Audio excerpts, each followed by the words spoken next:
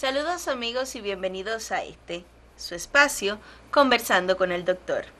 Unos minutos dedicados a compartir conocimientos y recomendaciones para llevar una vida más saludable. Quédese con nosotros.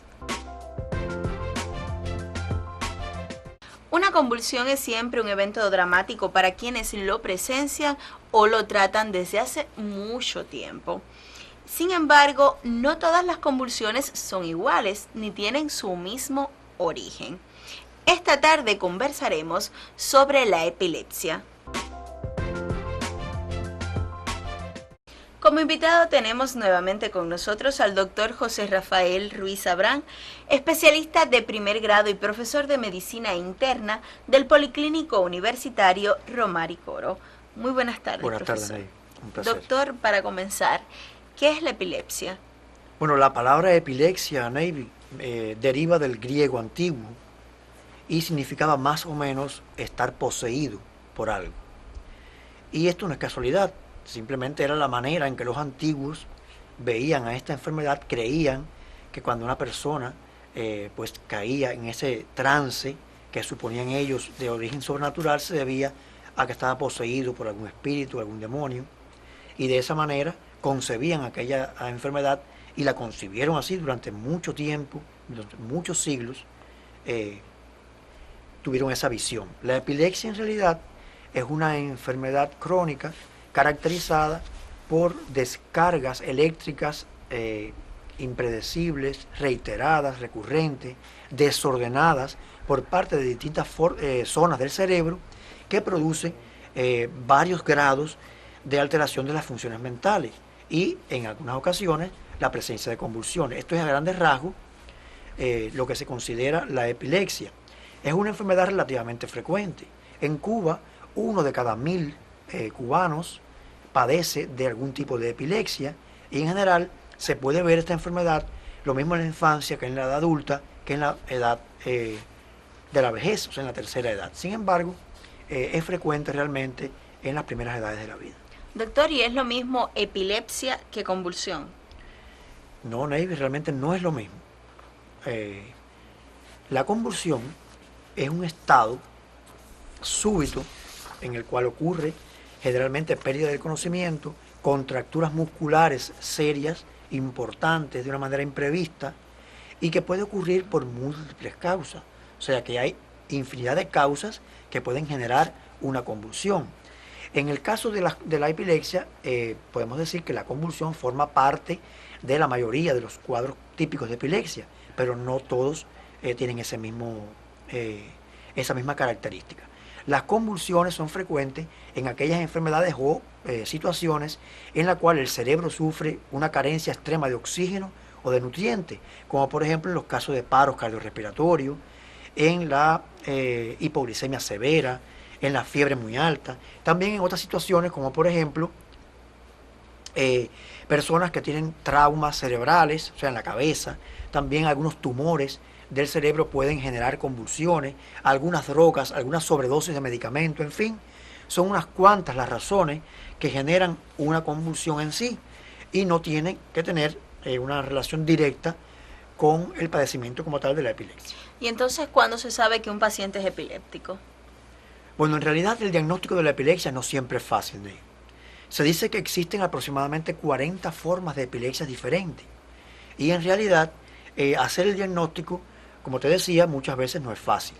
Hay que tener un historial clínico detallado del paciente, de su familia, hay que hacer un examen físico exhaustivo y lo ideal sería pues presenciar estas crisis para tener el médico una mayor orientación respecto al origen de este proceso en la vida real.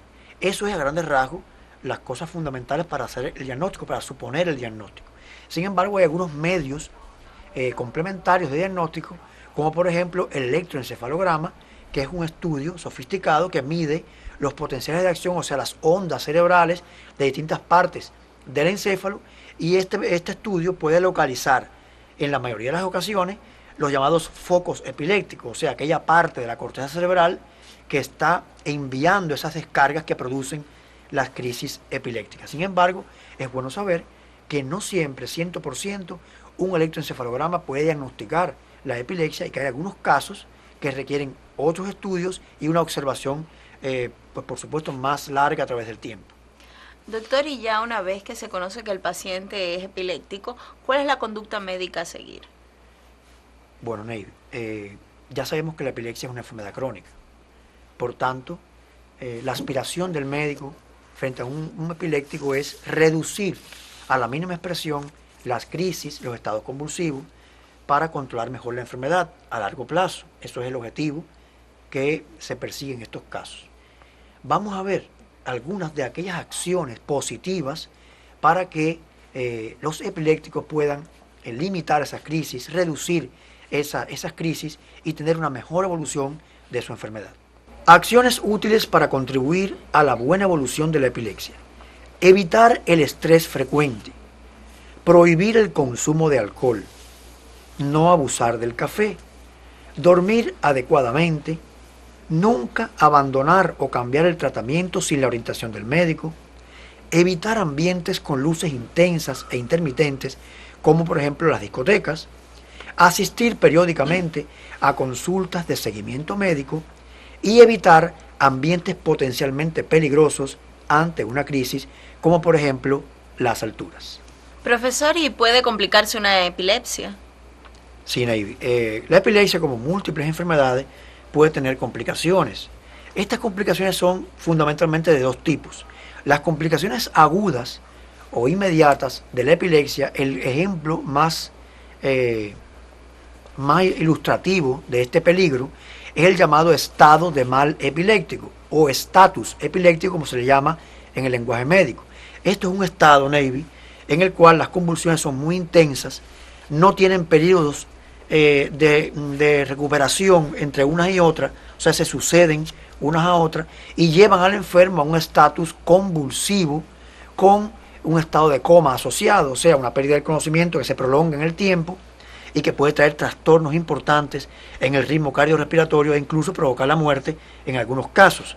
Afortunadamente, el estatus epiléptico no es una complicación frecuente hoy en día, pero sí es la más peligrosa. Y el otro tipo de problemas que pueden tener los epilépticos es a largo plazo, sobre todo en aquellos pacientes que comienzan a ser epilépticos durante la niñez o durante la adolescencia y que sufren crisis muy repetidas a través del tiempo. En estos casos, la epilepsia puede ir dejando un deterioro intelectual o cognitivo a través de los años, sobre todo, te repito, en pacientes de corta edad, que puede expresarse a través del tiempo mediante una reducción de su capacidad intelectual. Es frecuente que las personas, se comenta con mucha frecuencia, que los epilépticos cuando tienen las crisis, pues mueren neuronas. En realidad no es realmente así. Lo que ocurre es que a través del tiempo las crisis reiteradas pueden ir deteriorando la interconexión entre las neuronas, pueden ir deteriorando el metabolismo de estas células y eso conlleva a largo plazo a lo que habíamos dicho, o sea, una pérdida gradual de capacidad intelectual, de una serie de aspectos de la actividad cerebral superior que pueden dar un resultado nocivo para estos enfermos cuando no controlan su crisis de manera regular. Doctor, algunas consideraciones finales para los televidentes. Bueno, en primer lugar, muchas veces se considera que el epiléptico es un paciente diferente, un paciente inferior a las demás personas, y eso a veces los estigmatiza un poco en la sociedad. En realidad, la historia recoge múltiples ejemplos de personas con mucho talento en la música, en la política, en la ciencia, que fueron epilépticos durante toda su vida. O sea, que no hay que establecer una relación tan estrecha entre una cosa y la otra. O sea, la epilepsia realmente es una enfermedad que puede resultar invalidante cuando la persona no se trata adecuadamente, cuando las crisis son muy intensas, claro. Y eso sí es importante. Y también es una realidad que los epilépticos deben evitar algunas profesiones que requieren una atención muy marcada y de los cuales a veces depende la vida del enfermo o de otras personas. Por ejemplo, los epilépticos no pueden pilotear aviones, no pueden manejar trenes o otros medios de transporte público.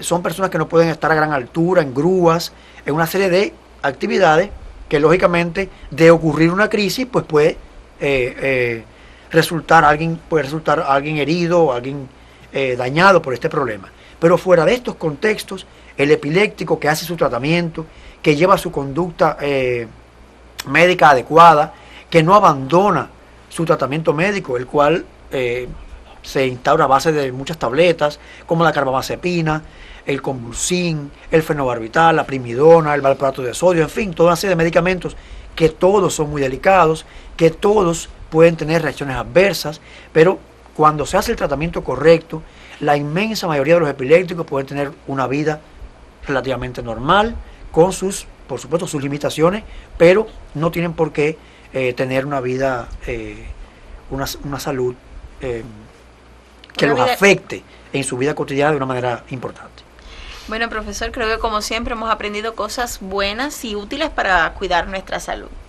Muchísimas gracias por su presencia esta tarde junto a nosotros. Un placer. Y a ustedes, mis amigos de siempre, yo los invito a un nuevo encuentro para juntos aprender interesantes temas médicos y de salud. Aquí, conversando con el doctor. Hasta la próxima.